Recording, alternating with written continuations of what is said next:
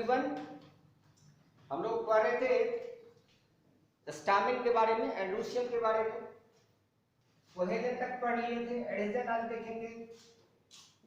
Stamen, adhesion.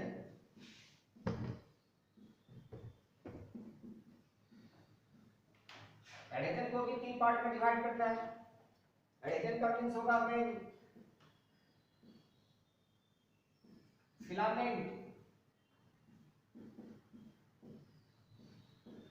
when filament of stamen is attached with other floral parts,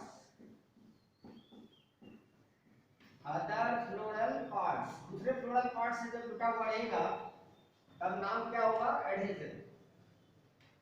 तो चलिए adhesion में देखते हैं। पहला होगा एपिपेटलस।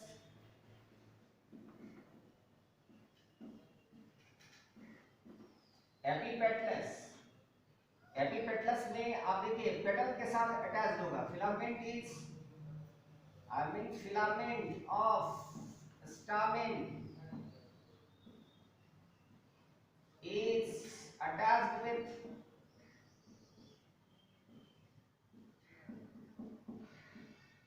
पेटल। अब पेटल के लिए आप कोरोला सिंबल लेंगे C, एंड्रोसियम के लिए आप लेंगे A, और एक बार के द्वारा इसको कनेक्ट करेंगे जो दिखलाएगा कि ये एंड्रोसियम यानी स्टामेन का फिलामेंट कोरोला यानी पेटल के साथ अटैच्ड हुआ है। ये सिंबल हो जाएगा एपिपेटलस के लिए। एग्जांपल लेंगे एपिपेटलस का, तो आपको सोलेनेसी फैमिली, सोलेनेसी में आपको ब्रेंजल मिलेगा,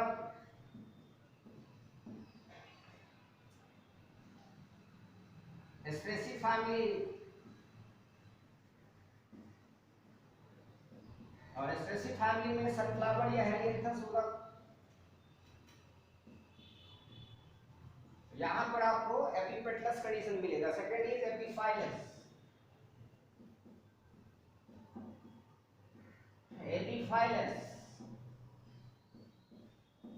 एपिफाइलस में क्या होगा?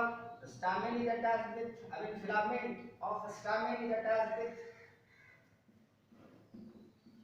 Filament of stamen is attached with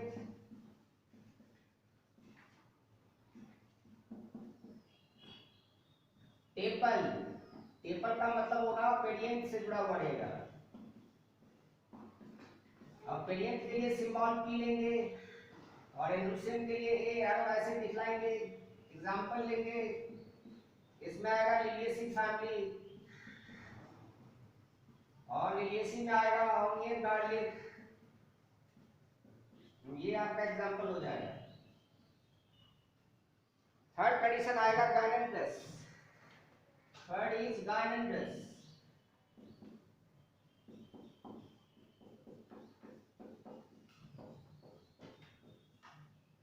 Gyn means female, androus means male. जब फिलामेंट गायनीशियम से अटैच होगा यानी कार्पेल या पिस्टिल से अटैच हो जाएगा तो गायनीशियम को दर्शाएगा, और ये एंड्रोसियम ऐसे इसके साथ क्या होगा? ये अटैच्ड होगा। या आप जी को बाद में दिखला सकते हैं, ए और जी ऐसे लिखेंगे और एरो दिखलाएंगे कि ऐसे लगा हुआ है गायनेंड्रस के लिए। इसमें लिखेंगे में filament of stamen, filament of stamen is attached with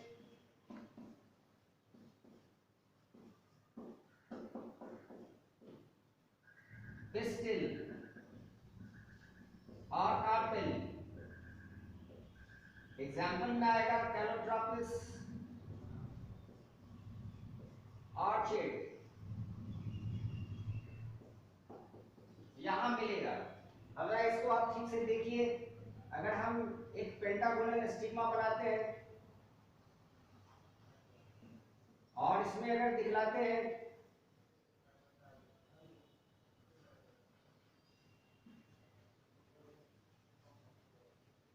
ऐसे फिलामेंट को अटैच करके अगर दिखलाया जाए, अब देखिए इसके फिजिकल कांटेक्ट में आ चुका है, ये G है और ये A है, ये फिलामेंट है जो जाके अटैच हुआ है, और ये है पॉलिनिया। पॉलिनिया को आप कहेंगे पॉलिन बैग, ये पॉलिन बैग है और इस पॉलिन बैग के अंदर में पॉलिन ग्रेन है।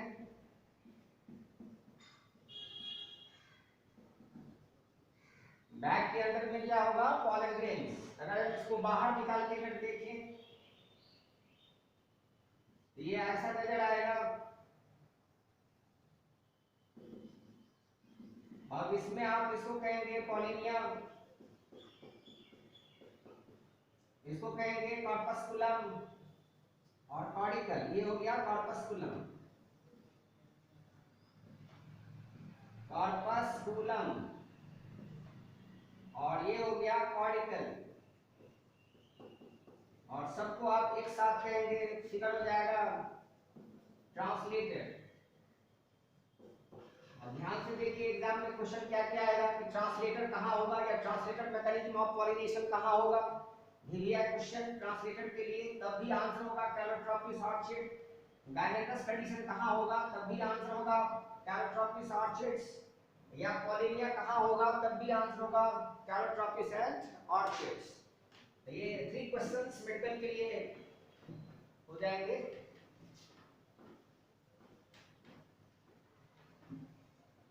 कभी-कभी ऐसा होता है कि आप देखेंगे कनेक्टिव जो है वो काफी बड़ा हो जाता है और एंथर लोब 2 एंड पर चले जाते हैं। इस कनेक्टिव को, ये थैलेमस है और थैलेमस से जुड़ा हुआ है ये, इसको कहेंगे आप डिस्ट्रक्टाइल कनेक्टिव, लॉन्गेस्ट कनेक्टिव। ये लॉन्गेस्ट कनेक्टिव जो है ये डिस्ट्रक्टाइल कनेक्टिव कहलाएगा। डिस्ट्रक्टाइल कनेक्टिव, और ये कनेक्टिव साल्विया में मिलेगा। इसके लिए एग्जांपल होगा साल्विया। याद रखना है ऊपर वाला जो एंथर लोब है ये फर्टाइल एंथर लोब है,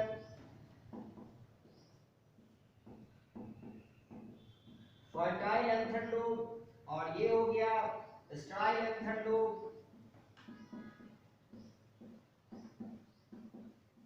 आप देख रहे हैं कि दोनों एंथर लोब को एक साथ होना चाहिए अटैच, लेकिन कनेक्टिव के बड़े हो जाने के कारण ये अलग हो चुका है। और इस कनेक्टिव का नाम आपने लिखा है डिस्ट्रक्टाइल कनेक्टिव, एग्जाम के लिए भी दिया क्वेश्चन है। और ये distractile connective acts as lever. I think ये स्टेराइल पार्ट जो है ना ये लीवर के जैसा काम करेगा, एक्ट्स एज लीवर। एग्जाम में क्वेश्चन आएगा लीवर मैकेनिज्म ऑफ पॉलिनेशन कहाँ होगा, तो लीवर मैकेनिज्म ऑफ पॉलिनेशन कहाँ होगा तो आंसर साल्विया होगा। लेकिन ट्रांसलेटर मैकेनिज्म ऑफ पॉलिनेशन कहाँ होगा तो आंसर कैलोट्रॉपिस एंड ऑर्चिड होगा। इंसेक्ट जब इस पर अपना पैर रखेगा तो ये फर्टाइल एंथर लोब इंसेक्ट के बैक पर यानी पीठ पर अपना पॉलन ग्रेन डस्ट कर देगा और इस प्रकार पॉलिनेशन की क्रिया हो जाएगी।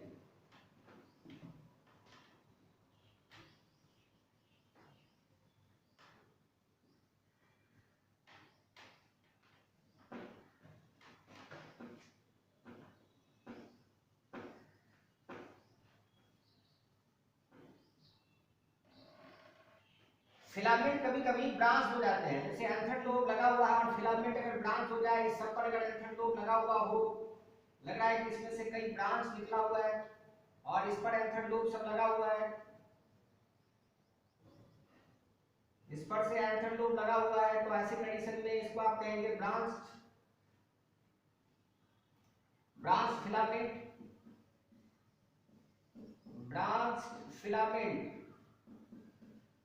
और ब्रांच फिलामेंट कहाँ होगा तो आंसर है कैस्टर मेरेली में, ये आंसर हो सकता है। अब सोचिए ऐसे ये एंथर लोब है और इस एंथर लोब के बेस पर फिलामेंट जुड़ा हुआ है, यहाँ बेस से फिलामेंट अटैच्ड है, तो आप इसको कहेंगे बेसिफिक्स। बेसिफिक्स का एग्जांपल मस्टर्ड होगा। बेस फिलामेंट है ये, तो filament attached to base of frontal lobe, attached to base of anther lobe.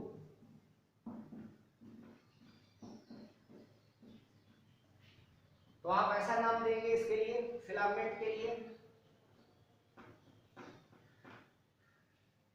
दूसरा, अगर होल लेंथ फिलामेंट के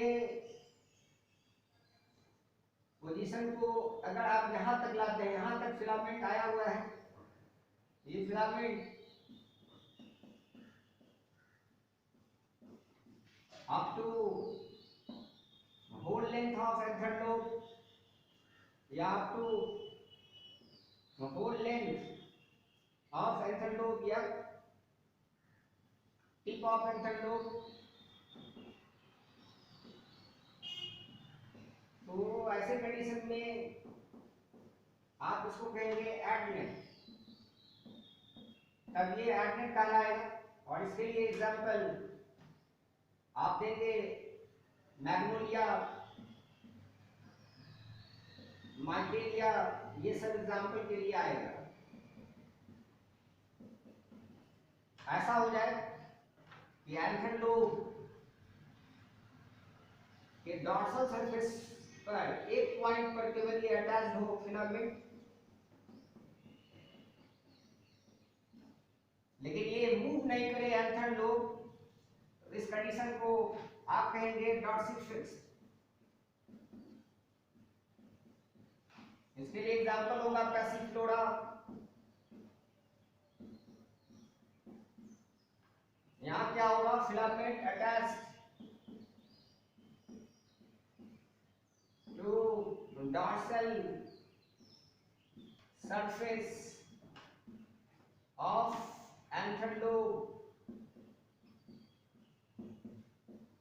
एट वन पॉइंट, एक पॉइंट पर अगर अटैच होगा तो आप इसको क्या कहेंगे, डॉर्सिक फिक्स, याद रखना है। लेकिन एंथर लोब इसमें स्विंग नहीं कर सकता है, मूव नहीं कर सकता है।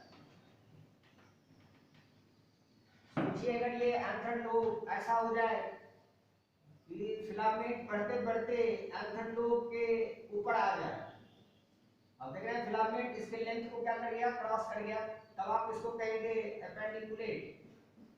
ये फिलामेंट है, अब इसका नाम क्या होगा, एपेंडिकुलेट। और appendiculate filament cross the length of anther lobe.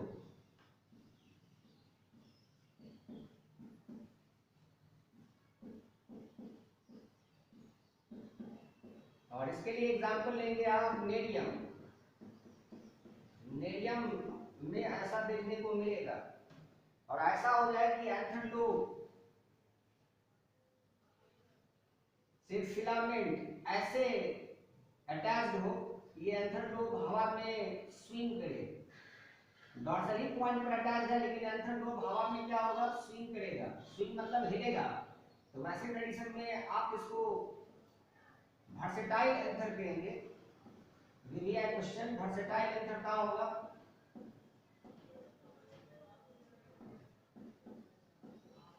Versatile anther.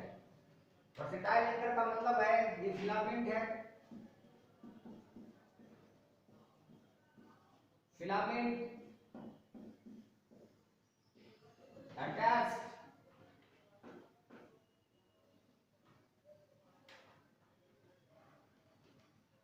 filament attached to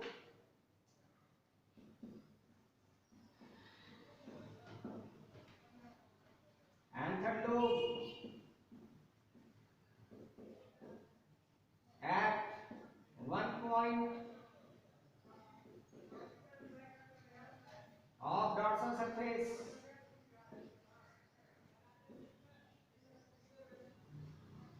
so that anther lobe swing in air।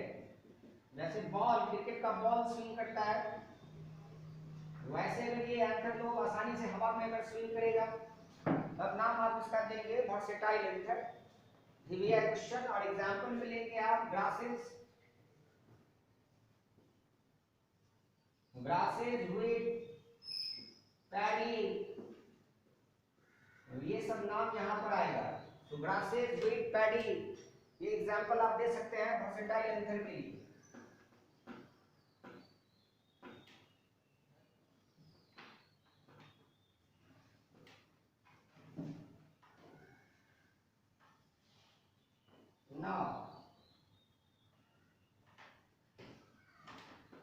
एक क्वेश्चन देख लीजिए। क्वेश्चन है कि ब्रैक्ट को आप कहते हैं हिप्सोफिल, ब्रैक्ट को हिप्सोफिल कहा जाता है।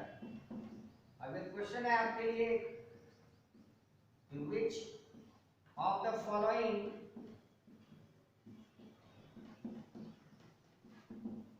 is not a modified bract, modified bract नहीं है। चॉइस है आपके लिए spathe, involucre, spathe, involucre, variant,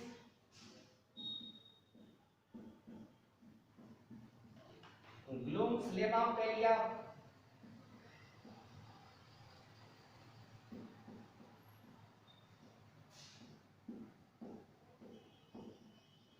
answer होगा पेरियन, क्योंकि आपको याद होगा पेरियन जब सेपल पेटल के जैसा होता है या पेटल सेपल के जैसा होता है तो आप उसको कहते हैं पेरियन। रिमेंबर कि जब सेपल देखने में पेटल के जैसा हो जाए तो कहेंगे पेटलवाइड, और जब पेटल सेपल के जैसा हो जाएगा तो कहेंगे सेपलवाइड। जैसे आपसे क्वेश्चन पूछते कि petaloid sepal I mean coloured sepal कहां होगा, कलर्ड सेपल,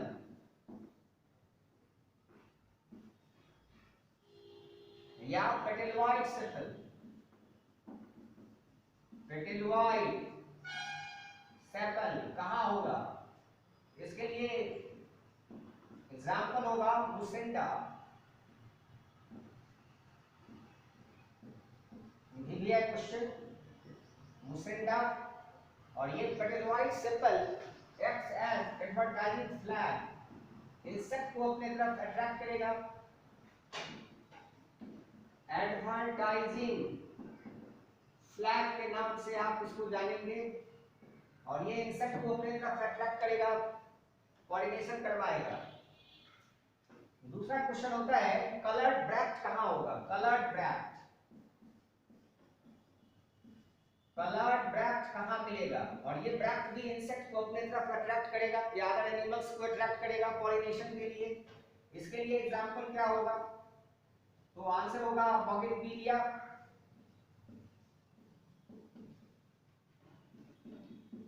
और दूसरा होगा पॉइंसेटिया,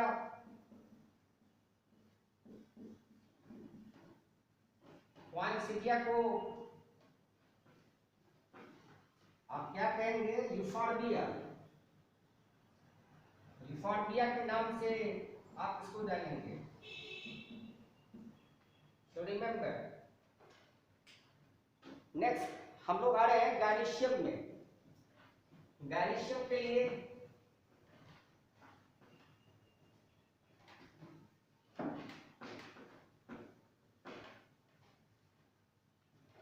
गायनीशियम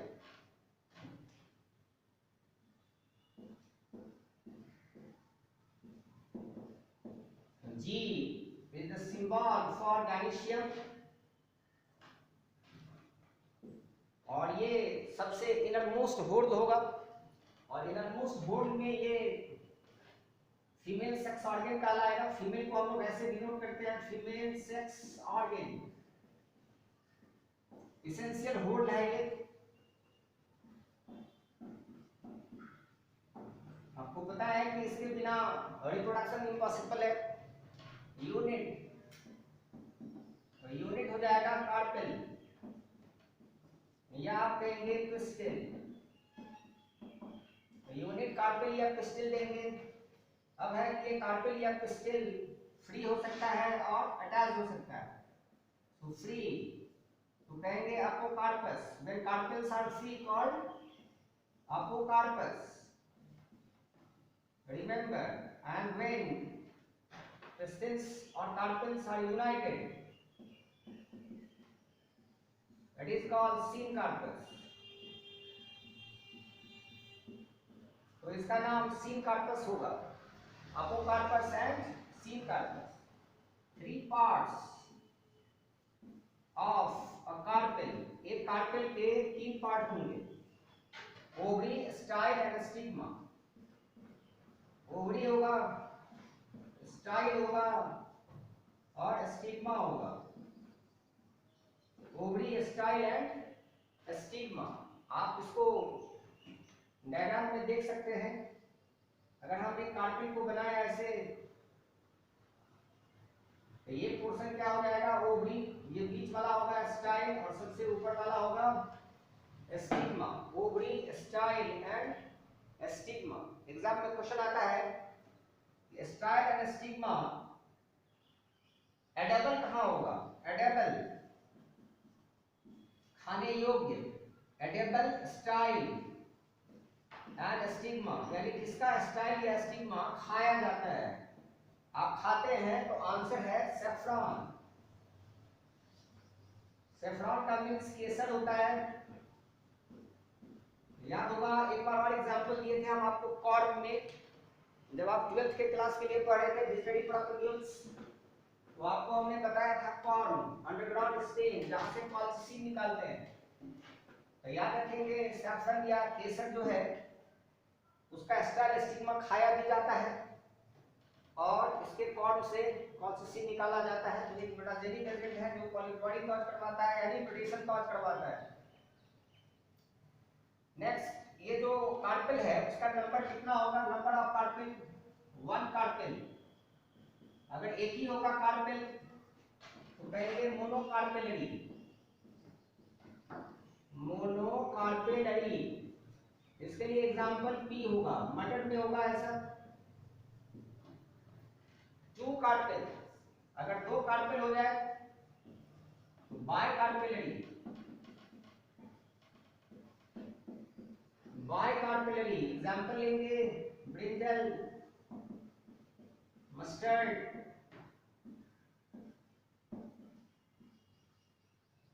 सनफ्लावर या हेलियंथस, ये सब एग्जांपल आएगा 2 कार्पेल्स। 3 कार्पेल्स, अगर 3 कार्पेल्स हो जाए तो ट्राई कार्पेलरी हो जाएगा।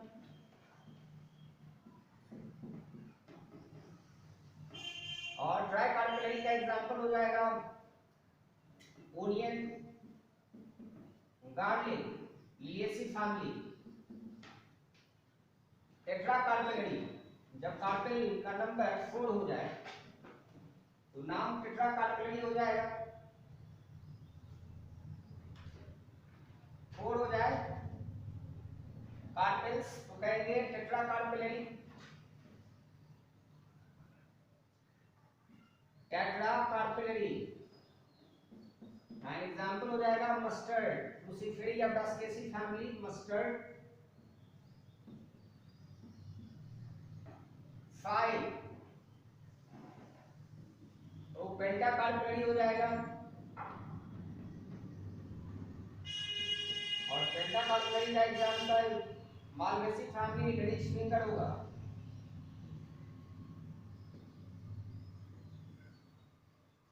तो कार्पेल के नंबर के आधार पर आप इसको ऐसा बता सकते हैं। सोचिए अगर एक स्टाइल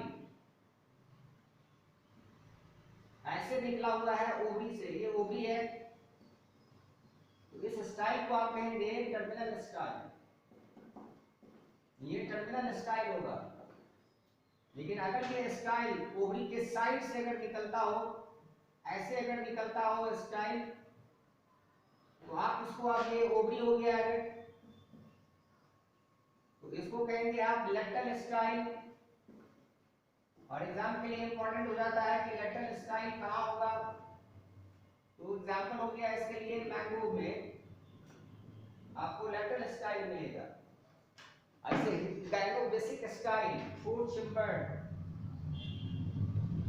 ओवरी से जब स्टाइल बाहर निकलता है तो इसको कहा जाता है गाइनोबेसिक स्टाइल। सोचिए यहाँ पर 4 चैम्बर है ओवरी का बना हुआ जहाँ से स्टाइल निकला हुआ है, 4 चैम्बर ओवरी से ये स्टाइल निकला हुआ है, तब इसको कहेंगे आप gynobasic style. Gynobasic style, style arises from the base of a 4-chambered ovary, 4-chambered ovary। तो आप इसको क्या कहेंगे, गाइनोबेसिक स्टाइल। इसके लिए एग्जांपल आप देंगे और एग्जांपल आएगा ऑसिमम, तुलसी में ऐसा होगा। ऑसिमम यानी तुलसी, तुलसी में ऐसा देखने को मिलेगा गाइनोबेसिक style.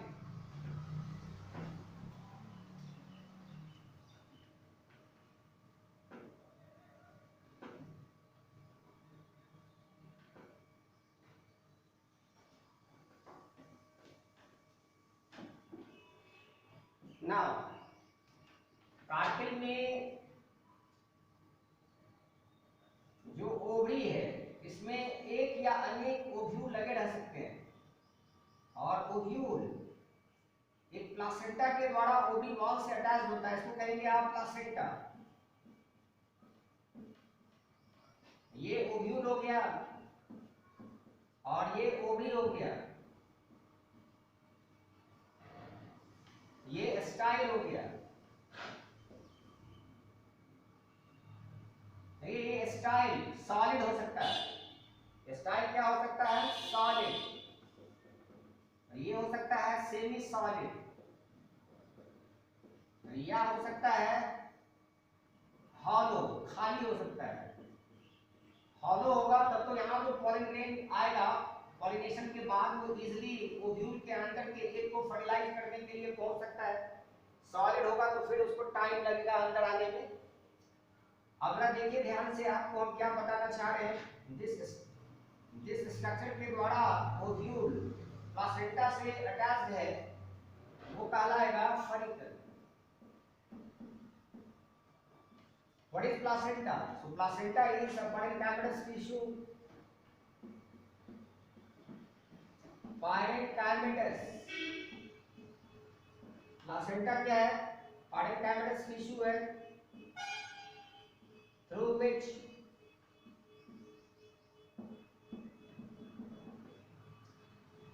follicle of ovule, follicle of ovule is attached with ovary wall, ovary के वॉल से अटैच हो जाएगा। तो ओव्यूल का अरेंजमेंट जो ओवरी वॉल पर होगा, आपको पहले समझाते आ रहे हैं कि 1 या मिनी हो सकता है। तो ओव्यूल का अरेंजमेंट जो ओवरी के वॉल पर होगा आप उसको कहेंगे प्लासेंटेशन। तो हम लोग का अब हेडिंग होगा प्लासेंटेशन क्या होगा, व्हाट इज प्लासेंटेशन।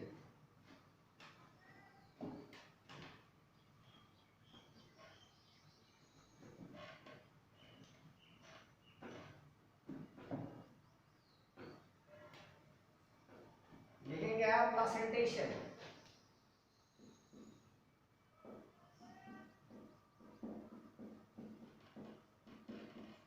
प्लासेंटेशन क्या होगा, an arrangement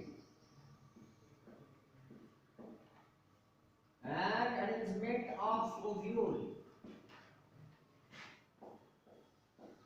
on ovary wall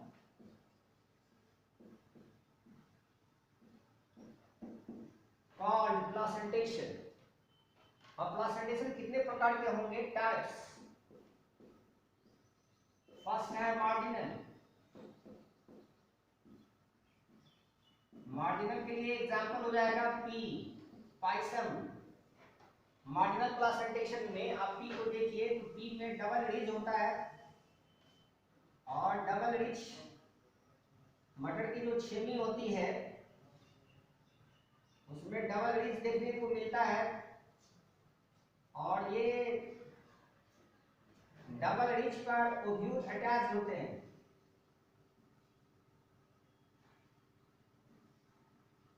दो कतार पे ये ओव्यूल अटैच है, इसको कहेंगे ventral suture, ridge, double ridge,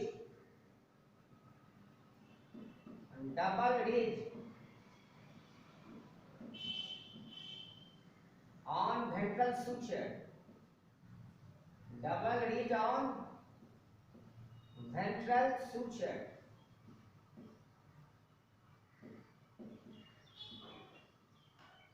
So when placenta forms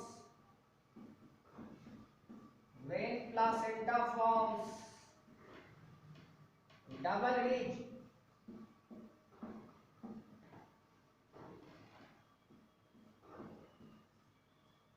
on ventral suture,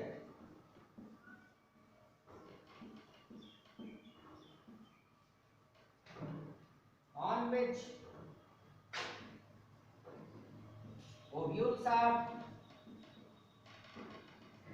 arranged in two rows, दो कतार में अगर व्यवस्थित हो जाए तब कहेंगे इसको आप मार्जिनल प्लासेंटेशन। याद रखना है कि दो मार्जिन, एक आपको ऐसे दिखलाया गया है लाइन, दूसरा लाइन ऐसे गुजरा हुआ है और दोनों पर आप देख रहे हैं कि ओव्यूल यानी कि एक सेट लगा हुआ है, ये ओव्यूल लगा हुआ है। तो मटर के छेमी को आप जब खोलते होंगे तो उसमें से दो कतार में दाना निकलता है, आप अच्छे से देखिएगा खोल के तो आपको समझ में आ जाएगा। मार्जिनल प्लासेंटेशन के बाद सेकंड है pericycle placentation. Second pericycle placentation, pericycle placentation के लिए एग्जांपल आएगा मस्टर्ड, अर्जिमोन, कुकम्बर। उसका है कुकम्बर में कैसा प्लासेंटेशन होगा, कुकुरबिटेसी फैमिली का मेंबर है ये। सो ovules, when ovules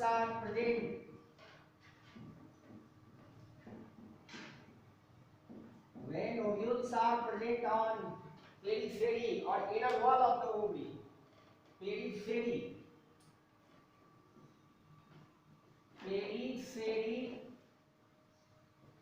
or inner wall of the ovary, inner wall of the ovary, तब इसको आप कहेंगे पेराइकल प्लासेंटेशन। इसमें ध्यान से देखेंगे पेराइकल प्लासेंटेशन में